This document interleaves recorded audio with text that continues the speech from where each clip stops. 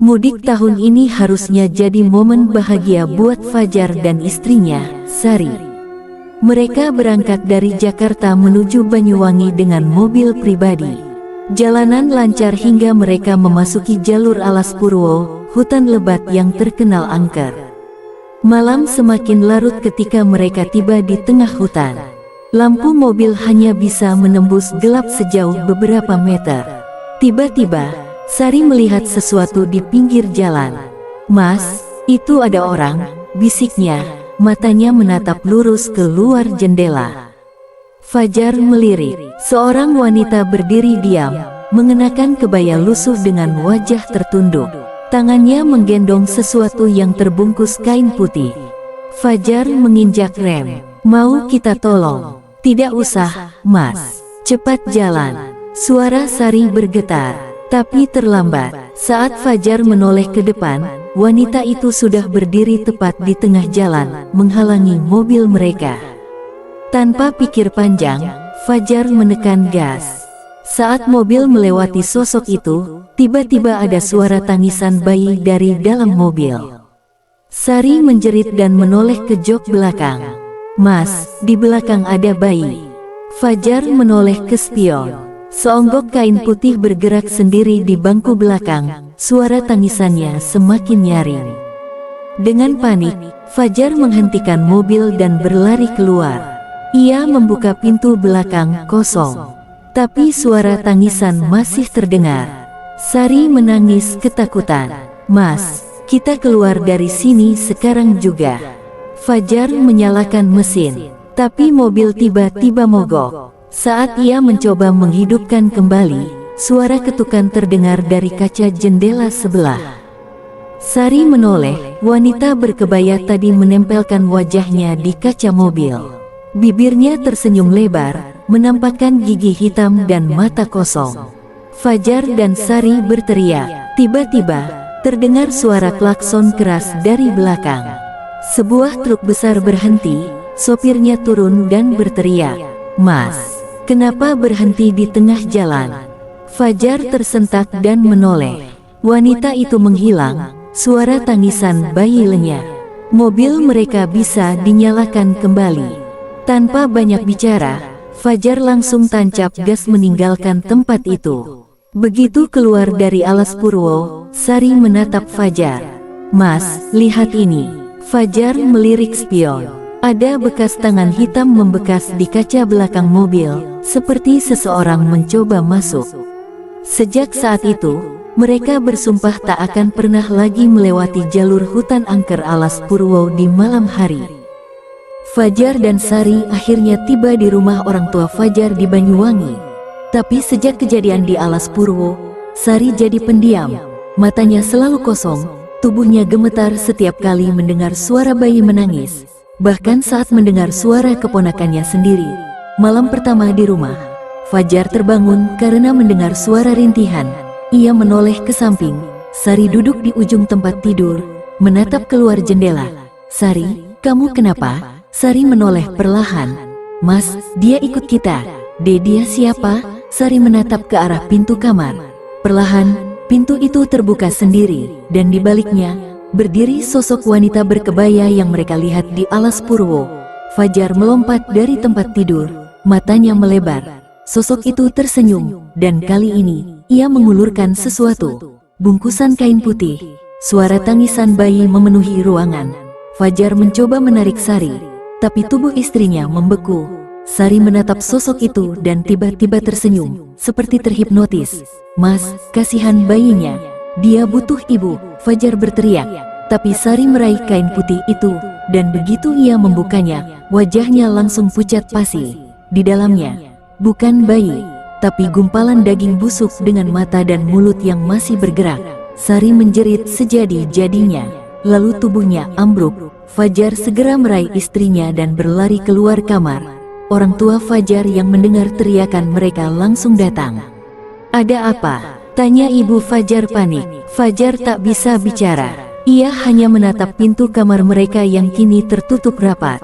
Dari celah bawah pintu, terlihat bayangan kaki berdiri diam. Malam itu, Fajar memanggil seorang ustaz. Saat ustaz itu datang dan membaca doa, terdengar suara wanita menangis dari dalam kamar mereka.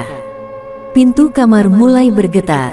"Jangan ganggu keluargaku," teriak Fajar. Ustaz itu menaburkan air doa ke pintu, lalu suara tangisan bayi terdengar semakin lirih hingga akhirnya hilang.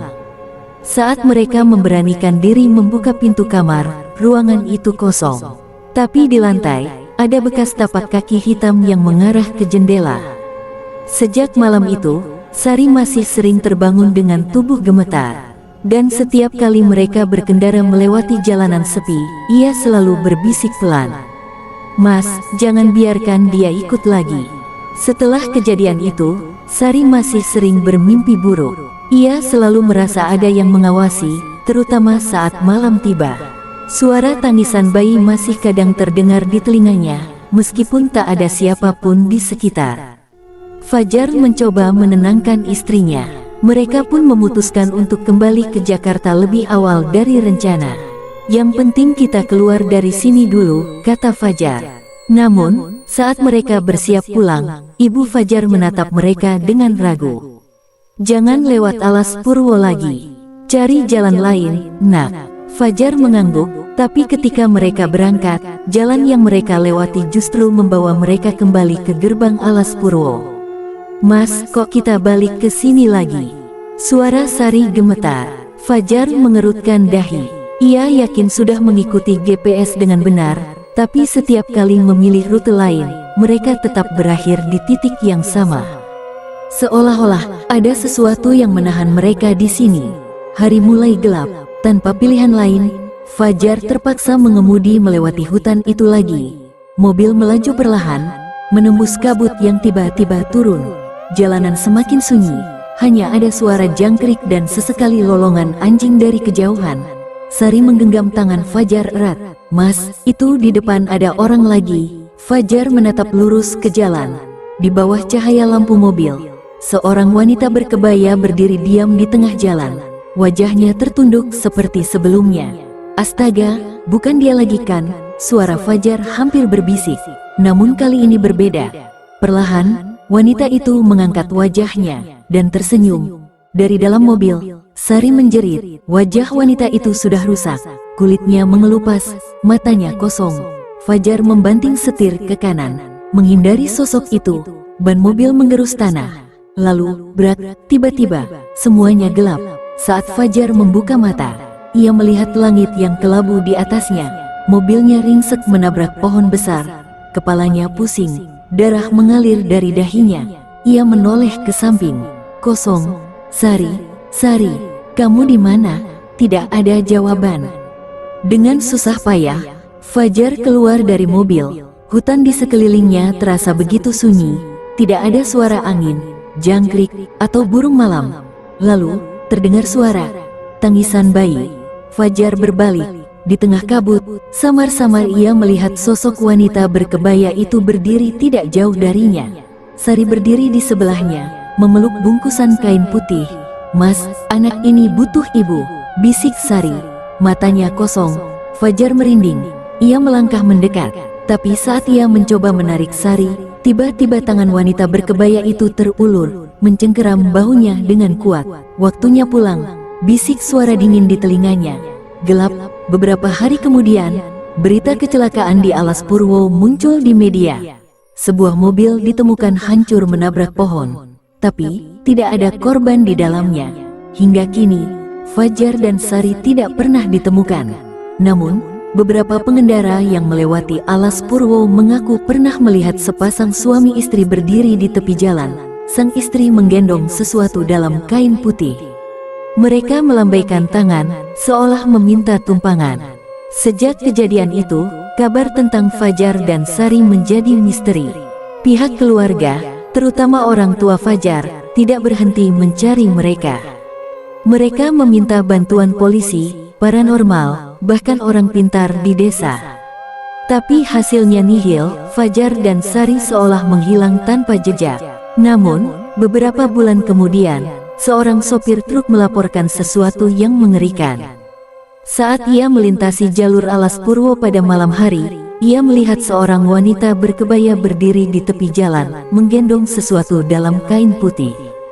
Di sebelahnya, seorang pria berdiri diam, wajahnya pucat. Wanita itu melambaikan tangan, meminta tumpangan. Sopir itu, yang sudah sering mendengar cerita angker tentang Alas Purwo, merinding. Ia menginjak gas dan melaju kencang, tak berani menoleh ke belakang. Namun, setelah beberapa kilometer, suara tangisan bayi terdengar dari dalam kabin truknya. Dengan panik, ia menoleh ke jok belakang kosong. Namun, saat ia melihat ke spion tengah, wajahnya langsung pucat. Sari duduk di belakangnya, tersenyum sambil menggendong bungkusan kain putih itu. Sopir itu kehilangan kendali dan hampir menabrak pohon sebelum akhirnya berhasil menghentikan truknya. Saat ia menoleh lagi, sosok itu sudah menghilang. Kabar ini tersebar luas, dan semakin banyak pengendara yang melaporkan kejadian serupa.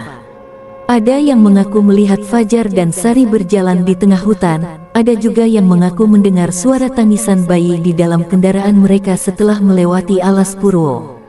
Seorang dukun terkenal akhirnya melakukan ritual di lokasi kecelakaan mereka. Ia duduk bersila di tengah jalan, membakar kemenyan, lalu mulai berkomat kamit membaca mantra. Tiba-tiba, angin kencang berhembus. Dari tengah hutan, terdengar suara wanita menangis. Dukun itu membuka matanya. Mereka belum pergi, mereka masih mencari orang lain untuk menemani mereka.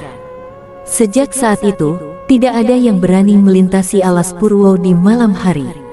Namun, bagi yang nekat, jangan pernah berhenti jika melihat pasangan muda meminta tumpangan. Karena jika kau melambat, mereka akan masuk ke dalam mobilmu, dan kau tidak akan pernah bisa keluar dari hutan itu lagi.